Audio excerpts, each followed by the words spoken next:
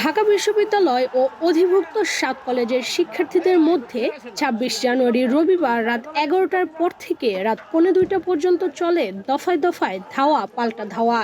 এক পর্যায়ে রাত ১২টার পর 7 কলেজের শিক্ষার্থীদের সমর্থনে ইডেন কলেজের শিক্ষার্থীরা ক্যাম্পাস থেকে বেরিয়ে এসে কলেজের সামনের সড়কে অবস্থান নিয়ে বিক্ষোভ করেন।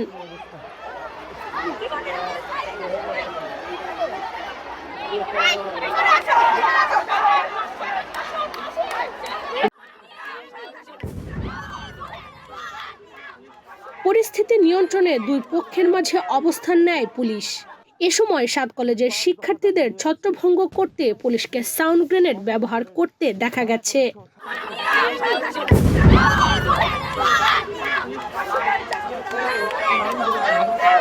Double million offer Walton fridge কিনে পেতে পারেন 20 লক্ষ টাকা, রয়েছে কোটি কোটি টাকার নিশ্চিত উপহার। পরে পুলিশকে সহায়তা করতে 4 প্লাটুন বিজিবিও মোতায়েন করা হয়। এ ঘটনায় বেশ কয়েকজন শিক্ষার্থী গুরুতর আহত হয়েছেন। 7 কলেজের শিক্ষার্থী সূত্রে জানা যায়, ২৬ জানুয়ারি 5 দফা দাবি নিয়ে ঢাবি উপাচার্য অধ্যাপক ডক্টর মামুন আহমেদের কাছে যান 7 কলেজের অর্ধশতাধিক শিক্ষার্থী। এ সময় তাদের সঙ্গে অশোভন আচরণ করেন উপাচার্য।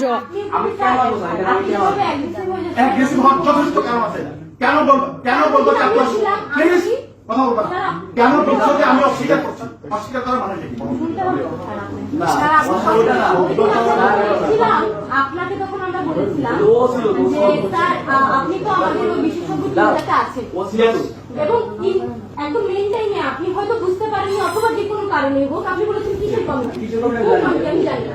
তো এই কথাটাকে উনি আসলে বলতে চাইছেন। এখন ওটা এখন না বললেও হইতো, কিন্তু ওটা কিন্তু বলেছি। কিন্তু স্যার আপনি যেভাবে অ্যাগ্রেসিভ হয়ে গেলেন, এই আচরণটা কিন্তু খুব গ্রহণযোগ্য আচরণ। অবশ্যই গ্রহণযোগ্য আচরণ।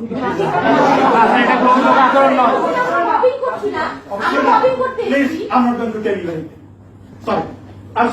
দায়িত্ব আমার দায়িত্ব তোমাদের কথাই আমার তোমাদের দায়িত্ব অবশ্যই আমি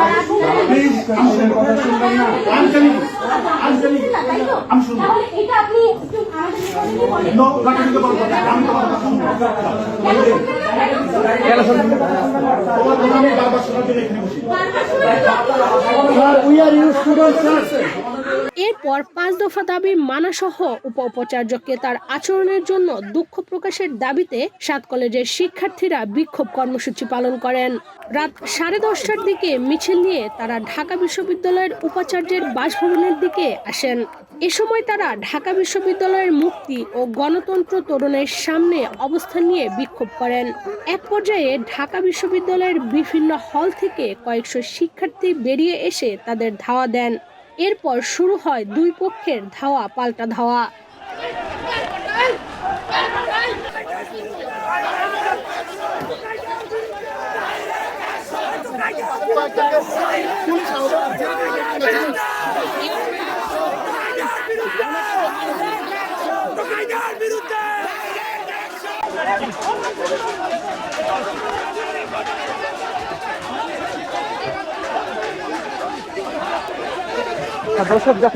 ঘটনার পর রাতেই শিক্ষার্থীদের ধৈর্য ধরার আহ্বান জানিয়েছেন ঢাকা বিশ্ববিদ্যালয়ের উপাচার্য অধ্যাপক ডক্টর মামুন আহমেদ।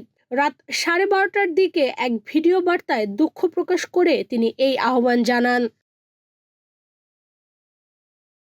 এর আগে 5 দফার দাবি নিয়ে আন্দোলনরত 7 কলেজের কয়েকশো শিক্ষার্থী সন্ধ্যা থেকে প্রায় 4.5 ঘন্টা সায়েন্স ল্যাব মোড় অবরোধ করেন।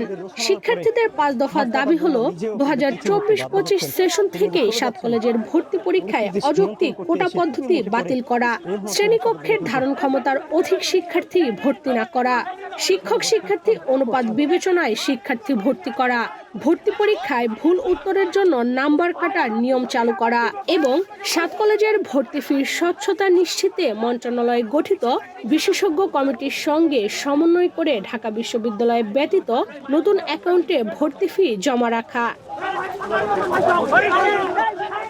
ইশরাত চৈতি, বাংলাদেশ প্রতিদিন।